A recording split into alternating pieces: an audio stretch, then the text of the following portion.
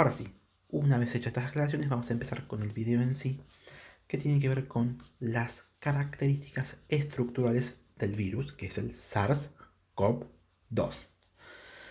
Bien, ¿qué características tiene este virus? Como todos los coronavirus, el SARS-CoV-2 es un virus envuelto, es decir, además de la cápside que vemos acá en color rojo, tiene una envoltura lipídica similar a una membrana plasmática, y además es un virus perteneciente al grupo 4 de la clasificación de Baltimore. Es decir, es un virus formado por un ARN de cadena simple de sentido positivo, es decir, la cadena codificante. Por lo tanto, vamos a ver que estructuralmente este virus se asemeja a un ARN mensajero.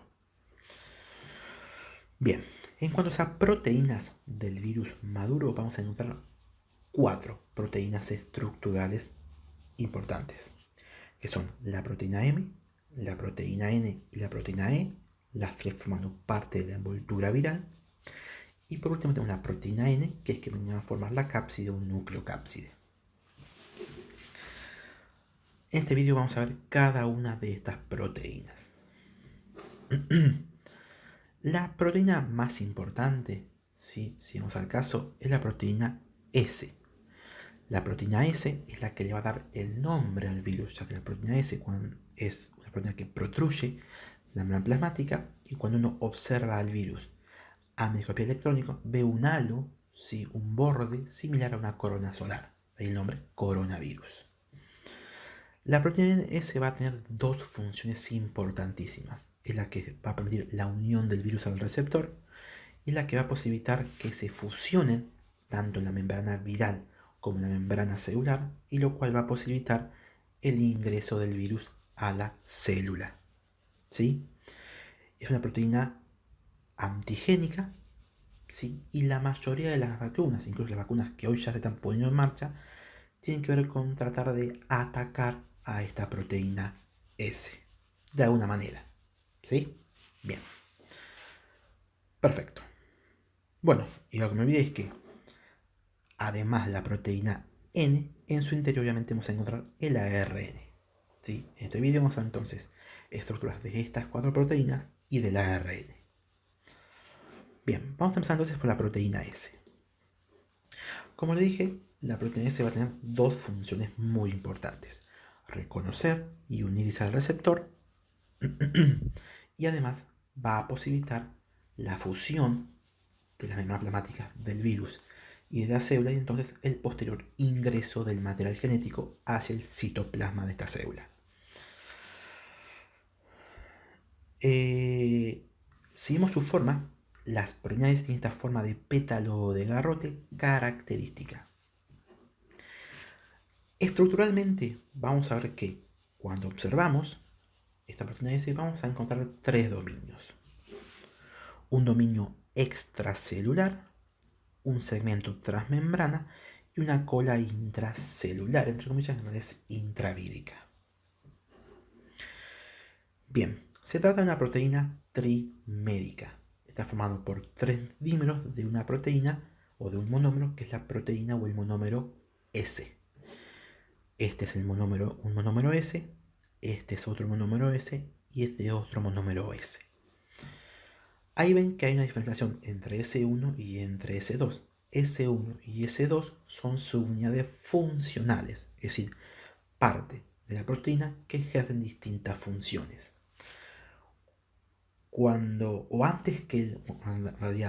Antes de que el virus se una a el receptor, o en un momento, cada monómero S es uno solo, es decir, está formado por un monómero que tiene dos partes, una parte funcional S1 y una parte funcional S2.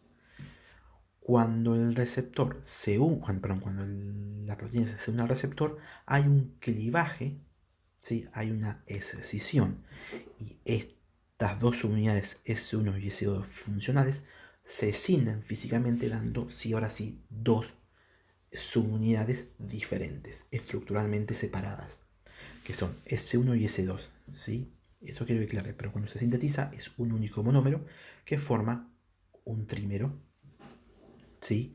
Que es este acá, este acá y este acá. Entonces, ahora vamos a considerar únicamente S1 y S2 como sus unidades funcionales y después esta propiedad la vamos a desarrollar bien cuando veamos lo que es el ciclo. S1 va a tener la función de reconocer y unirse al receptor celular, ¿sí? Que es la enzima convertida a la angiotensina número 2. S1, que son 3, pues son 3 monómeros como dijimos, va a tener en su extremo el sitio de unión al receptor, que es el RBD, que no es ni el grupo de música ni la serie. Sí, RBD viene de dominio de unión al receptor. Es por eso que la subunidad 1 tiene esa función, la función de unirse al receptor. La subunidad 2, que va a formar esta especie de tallo de la proteína, va a tener la función de mediar, ¿sí?, la fusión de las membranas plasmáticas viral y celular, como mediante un péptido, que es el péptido de fusión. ¿Sí? Todo esto después lo vamos a ver en otros videos, así que vamos a ver las generalidades ahora. Muy bien. Perfecto. Esto es la característica más importante. Sépanse que la proteína S es un trímero, está formado por dos unidades importantes, la S1 que mide la unión al receptor y la S2 que media la fusión. Bien. Por otro lado tenemos la proteína M. La proteína M es la proteína más abundante del virus adulto. Es la que le va a dar forma y estructura al virus mismo. La proteína M, al igual que la proteína S, está formada por 3 porciones o 3 dominios. Un ectodominio, un segmento transmembrana y un endodominio. El dominio transmembrana está formado por estas 3 cadenas que vemos acá en color verde. ¿Cuál es la función de la proteína M? La misma que va a tener la proteína E.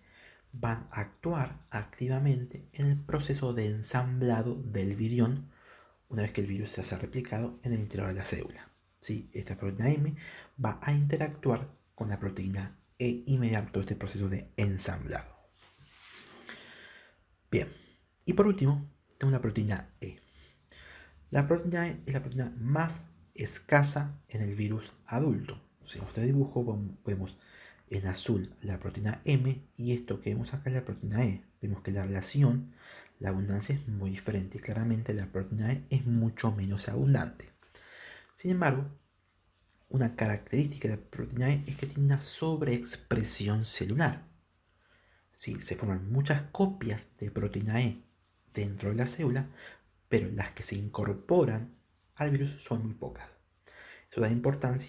Eso da la importancia que tiene esta proteína E dentro de la célula, que es mediar todo lo que es el proceso de ensamblado y otros procesos asociados con la replicación y el ciclo de vida del virus. Bueno, al igual que las otras proteínas, tienen 3 dominios: un ectodominio pequeño, una gran región transmembrana y un pequeño endodominio intraviral o intracelular, entre comillas. ¿Estamos? Bien.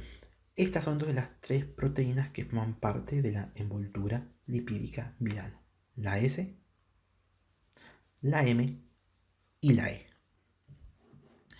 Nos queda por último describir la última proteína, que es la proteína N. La proteína N es la que va a formar la nucleocápside.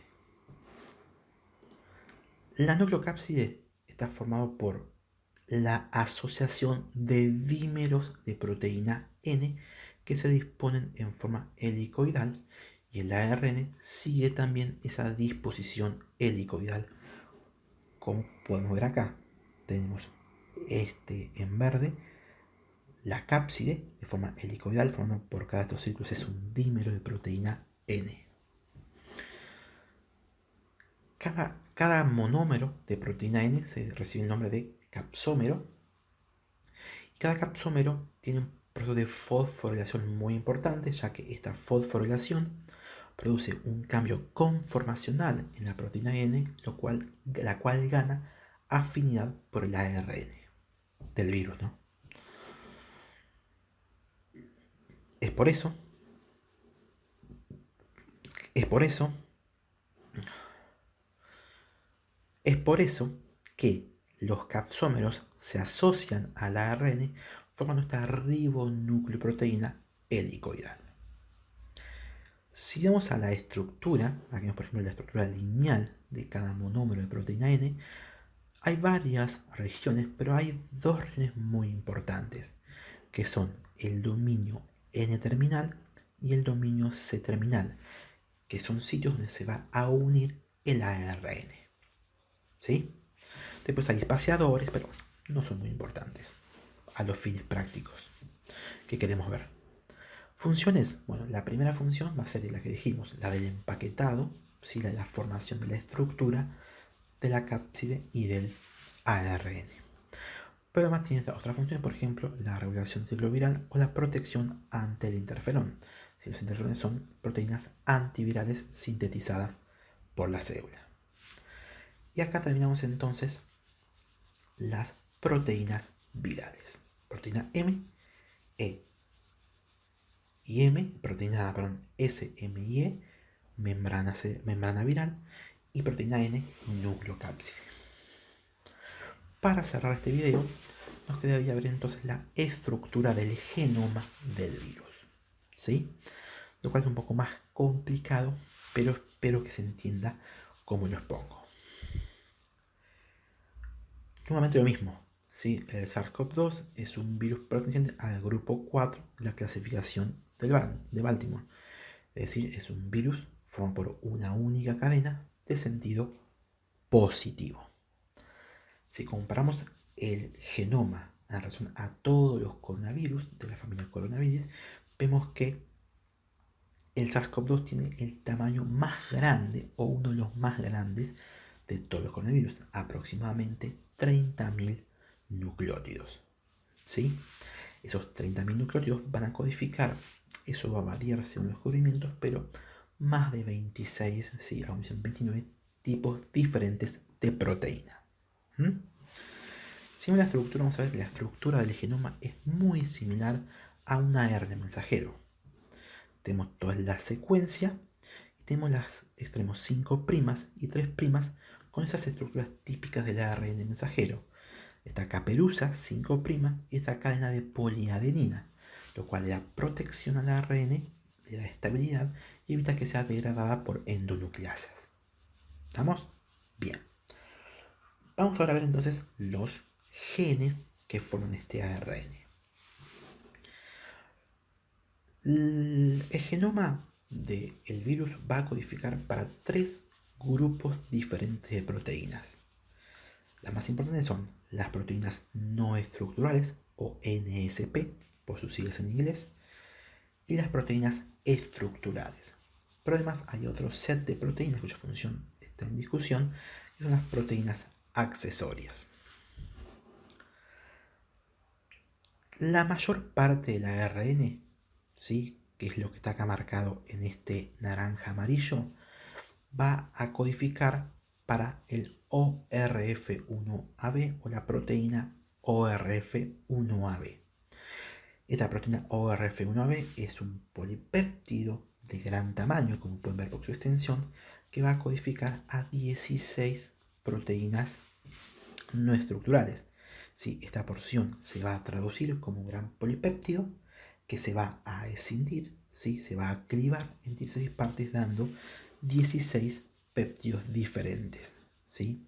Acá está representado cada una de las porciones génicas que van a codificar para ese polipéptido.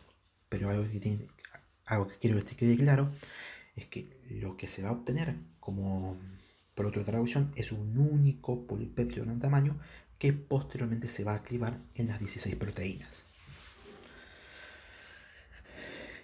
Entonces, esta porción del genoma que codifica para la proteína ORF1AB es la que ocupa la mayor parte. ¿Sí? Estas 16 proteínas, una vez que se clivan, van a interactuar unas con otras, formando un gran complejo, que es el complejo de la replicada transcriptasa, y la que va a mediar la transcripción, la replicación, mejor dicho, del ARN viral. Luego, al extremo 3', vamos a encontrar las proteínas estructurales, genes que codifican para la proteína S, E, M y N. Como pueden ver, son genes de menor tamaño que el ORF1AB. Y pues tenemos las proteínas accesorias que no le vamos a dar mayor importancia. ¿Sí? Perfecto. Si queremos ver una estructura básica del genoma, podemos describirlo como vemos acá.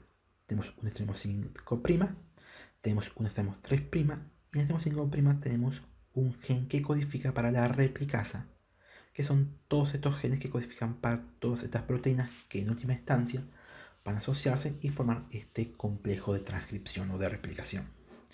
Y para el extremo 3' tenemos los genes que codifican para las proteínas estructurales que están en este orden. Primero S, luego E, luego M y luego N. ¿Sí?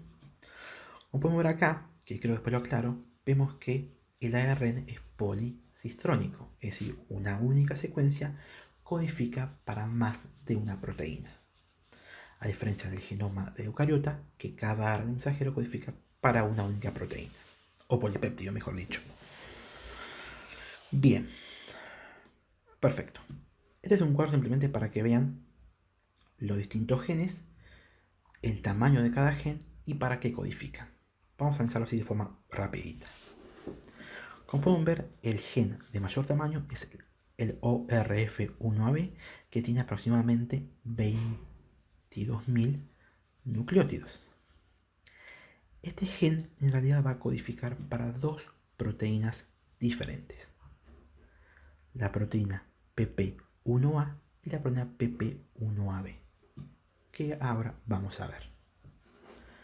Luego tenemos el gen S, que es el segundo de mayor tamaño, casi 4.000 nucleótidos, y que codifica para la proteína S. Y luego tenemos todos los otros genes que pueden parar el video y veanlo. Como les dije, tratamos de un ARN policistrónico. Una única secuencia codifica para más de una proteína. Bien. Bueno, ahora vamos a empezar con la parte más complicada del video. Como les dije, el gen ORF1A va a codificar para dos proteínas diferentes. La proteína PP1A y la proteína PP1AB. La proteína PP1AB es la que va a contener, es la que va a codificar las 16 proteínas no estructurales que les nombré. Y la PP1A es una versión más corta, que en vez de codificar para las 16 proteínas, codifica para las primeras 11. ¿Cómo ocurre eso? Y eso lo explicamos con este grafiquito que vemos acá. Acá tenemos una simplificación de la primera porción, ¿sí?, del genoma, donde vemos que la gran proteína ORF1AB, ¿sí?, todo este gen ORF1AB, en realidad está formado por dos genes, o dos subgenes, no dos genes, ¿sí?, forman por dos genes. El primer gen es el ORF1A, que es este que vemos acá, y el segundo gen es el ORF1B. Una característica muy importante de este gen es que estos genes están superpuestos en este sentido, ¿sí? De esta secuencia, que en total van a formar el supergen, si se quieren, ORF1AB, van a derivar dos proteínas. La PP1A, que va a codificar para las proteínas 1 a 11, y la PP1AB, que va a contener las proteínas 1 a 16. La traducción de esta porción o va a codificar o va a formar PP1A o va a formar PP1AB. No va a formar las dos al mismo tiempo. Entonces la pregunta es, ¿qué mecanismos regulan que se formen o una proteína o la otra proteína? Y eso lo va a radicar la estructura en el lugar de superposición de ambos genes. ¿Sí? A ver, una característica de este ARN, como todos los ARN, es la tendencia a enrollarse sobre sí mismo. Si hacemos un aumento en esta región, vemos como acá hay un enrollamiento formando esta estructura que es un pseudonudo. ¿Sí? Un pseudonudo se forma cuando hay dos bucles. Acá vemos un bucle con acoplamiento. Acá hay otro bucle, pero ambos bucles comparten una porción en común. No importa, es un nudo, ¿sí? Es un enrollamiento del ARN. Acá tenemos una secuencia formada por un hepta por 7 nucleótidos, ¿sí? Que es UUAAC, que se denomina secuencia resbaladiza, ya que el ribosoma, a pararse sobre ahí, tiene facilidad de moverse para adelante o para atrás. Y acá tenemos un codón, que es un codón de stop del gen 1A. ¿Sí? Este gen termina acá con esta secuencia. Cuando el ribosoma de esta secuencia, se corta la proteína y se termina la traducción. Bien. Y acá vemos el marco de lectura. ¿Sí? Tenemos un marco de lectura 0 y un marco de lectura -1.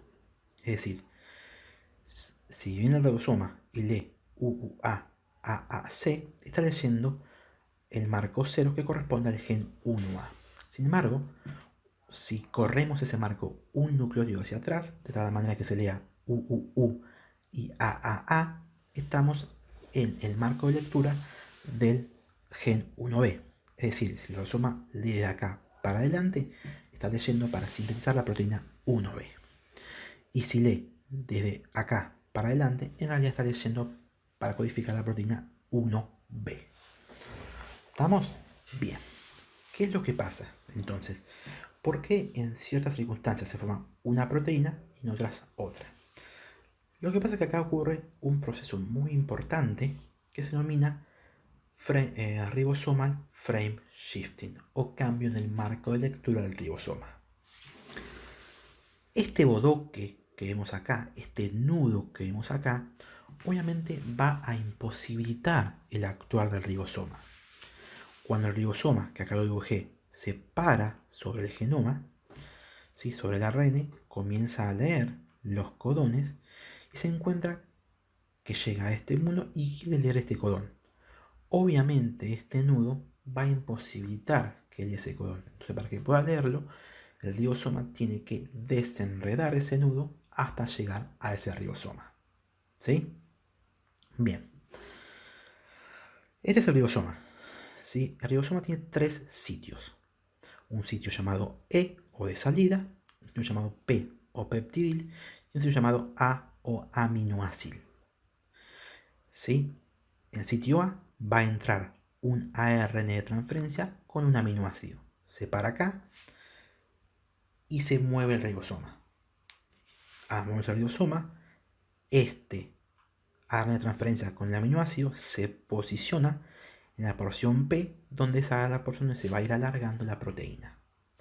Y lo tenemos en la región E de salida, que es donde el ARN de transferencia es liberado. ¿Sí? Bien.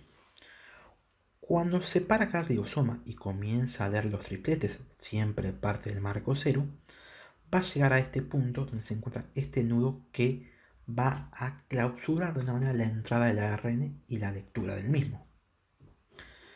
Entonces, ¿qué es lo que va a pasar? Lo que va a pasar es que hay 2 situaciones posibles. La primera es más sencilla. Cuando el ribosoma se para acá, desenreda de forma más o menos rápida este nudo y puede acceder a leer este triplete. Si lee este triplete, que es un triplete que es un codón de stop, se corta la traducción y ahí se termina. Y al leerlo va a codificar únicamente para el ORF1A, ya que el marco 0 es el marco del gen 1A. Al cortarse acá, se va a formar entonces únicamente el polipéptido 1A. Es la situación más simple, ¿sí? Y la más común, sí, que ocurre entre un 70 y 75% de los casos, a menos por datos experimentales. Pero ¿qué puede pasar? Puede pasar que al llegar el ribosoma a esta sección, no pueda desenredar de forma rápida ese nudo. Entonces hay una especie de pausa en donde mientras que el ribosoma trata de desenredar el nudo, retrocede un nucleótido. Debido a que se para esta zona, esta secuencia resbaladiza, se puede mover fácilmente el ribosoma. Entonces, En el momento de ese desenredado, lo que hace el ribosoma es que retrocede un nucleótido. Entonces va a pasar del marco de lectura 0 al marco de lectura -1. ¿Sí? Finalmente va a poder desenrollar ese pseudonudo y va a seguir traduciendo. Pero ¿qué pasa? Al cambiar el marco de lectura, al llegar a este triplete, no va a leer un codón de stop, ya que retrocedió un nucleótido. Entonces, al no leer un codón de stop, sino que va a leer otro triplete diferente, ¿sí? Por ejemplo, un XUA en vez de un UAA. ¿Por qué? Tengan en mente esto, porque retrocedió un nucleótido hacia atrás. Entonces, lo que va a leer no es un codón de stop, sino un codón que codifica para otra proteína. Por lo tanto, la traducción no se va a terminar y va a seguir de largo. Entonces, al llegar acá, en vez de terminar, va a seguir de largo hasta encontrar otro codón de stop que se encuentra al final del gen ORF1AB. De esa manera, en vez de sintetizarse la proteína 1A, se va a sintetizar la proteína 1AB, que es la versión larga. ¿Sí? Ese es el mecanismo por el cual se va a sintetizar o una proteína corta o una proteína más larga. Espero que esto se haya entendido más o menos. ¿Sí? Bien. Entonces acá tenemos las dos proteínas, la PP1A y la PP1AB. La PP1A es un gran polipéptido que cuando se cinde va a formar las primeras 11 proteínas. Y luego tenemos la topología de la proteína PP1AB que va a codificar que va a contener las 16 proteínas, es decir, la versión completa. Como ven ahí, en el 70 al 75% de los casos se va a formar la proteína corta, la PP1AB. Mientras que en un 25 a 30% se va a formar la versión larga. ¿Tiene alguna funcionalidad fisiológica esto? Se dice que lo primero que se forma, obviamente también por cuestiones de probabilidades, es la proteína más corta, ¿sí? La poliproteína más corta, lo cual está involucrado en el secuestro que hace el virus a la célula. Y después da tiempo para que se forme la versión más larga, que es muy importante. ¿Por qué? Porque ¿Por qué es importante? ¿Por qué? Porque como vamos a ver ahora, la proteína de las 16 que tiene la verdadera actividad de replicasa, ¿sí? de ARN polimerasa, es la proteína número 12. ¿Sí? La proteína número 12 es la que realmente tiene función, que es esta, ¿sí? Que la que realmente tiene función de polimerasa, es decir, de replicación del ARN. Por lo tanto, acá, con esta proteína, no se puede replicar el ARN. Por eso hay una separación funcional. La PP1A secuestra la célula y la PP1AB es la que puede iniciar finalmente la replicación del ARN. ¿Estamos? Bien. Entonces, se sintetizan a las proteínas, se clivan, originando a las 16 proteínas no estructurales que vemos acá. ¿Qué podemos decir de todo esto? Obviamente, las dos proteínas se van a sintetizar como una poliproteína que posteriormente se cliva. Entonces acá tengo que preguntar, ¿cómo es que ocurre ese clivaje? Bueno, en principio, esta poliproteína tiene capacidad de autoclivarse por sí misma, separando de forma muy lenta cada uno de los polipéptidos. ¿Sí? Eso va a dejar libre ciertas proteínas no estructurales que son de importancia, principalmente la proteína no estructural 3 y 5, que actúan como tijeras acelerando este proceso de clivado, ¿sí? De separación de los polipéptidos. Acá tenemos la proteinasa del tipo papaína, que es la proteína no estructural número 3, y la 3CL, que es la proteína no estructural 5. ¿Sí? Bien. Para cerrar entonces, una vez que se liberen, vamos a ver entonces las funciones que tienen estas 16 proteínas, que para su sinteticidad las podemos dividir en 5 grupos. En primer lugar, tenemos aquellas proteínas que están involucradas activamente en la replicación del ARN, es decir, la que actúa como una ARN polimerasa. Algo que hay que tener en cuenta. Acá la replicación del ARN involucra agarrar una hebra de ARN y replicarla. Esto en la célula eucariota no ocurre. Una célula eucariota lo que hace es agarra una molécula de ADN y la transcribe a ARN. Esto implica que en la célula eucariota sintetiza ARN a partir de ADN, mientras que un virus sintetiza ARN a partir de ARN. ¿Sí? El molde es diferente. Para la eucariota el molde es ADN y para para el virus el molde es ARN. Eso es el motivo por el cual el virus no puede usar la polimerasa de la célula y debe sintetizar su propia polimerasa, que es la proteína estructural número 12. O tenía otro nombre ahí que siempre me olvido, que es este, RDRP, que es la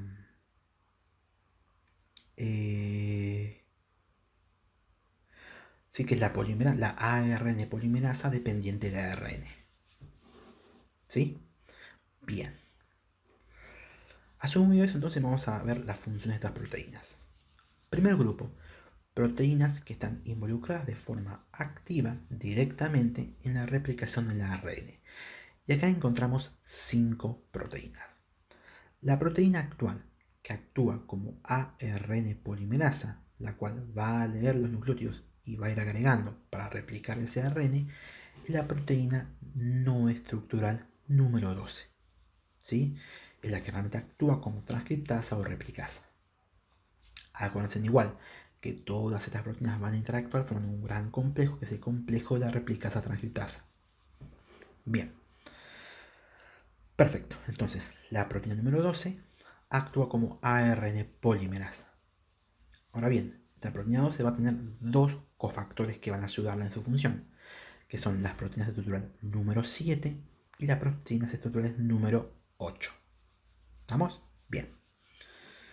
La replicación va a ocurrir en vesículas de membrana, llamadas en realidad vesículas de doble membrana o viroplasmas, que su síntesis son inducidas por las propias proteínas no estructurales. ¿Sí? Entonces tenemos proteínas encargadas en la formación de estas vesículas de doble membrana, que son la proteína no estructural 4 y la 6. Algunos también dicen que la 3 también actuaría en parte con ello. Y la 2, sí, su función es desconocida, pero se cree que estaría asociada en el movimiento de estas vesículas de doble membrana. ¿Sí? Bien. Otro grupo de proteínas, las proteínas de camuflaje. Las proteínas de camuflaje. Obviamente, tanto el ARN como las proteínas son reconocidas por todo lo que es el sistema inmunológico intracelular, y lo cual lo va a atacar y degradar. Es por eso que hay ciertas proteínas no estructurales que tratan de una manera de camuflar al virus. Hay dos formas de camuflaje. Hay un grupo de proteínas que lo que hacen es camuflar las proteínas, y estas son las proteínas no estructurales. Esta es la número 3. ¿Sí? La número 3 lo que hace es camuflar las proteínas. ¿Cómo? Eliminando ciertos marcadores moleculares mediante un proceso llamado desetiquetado. ¿Sí? Se eliminan ciertos marcadores moleculares típicos del virus. Y por otro lado tenemos otra serie de proteínas no estructurales que lo que hacen es camuflar, ¿sí? Y evitar su degradado del ARN en sí mismo. Estas son básicamente dos.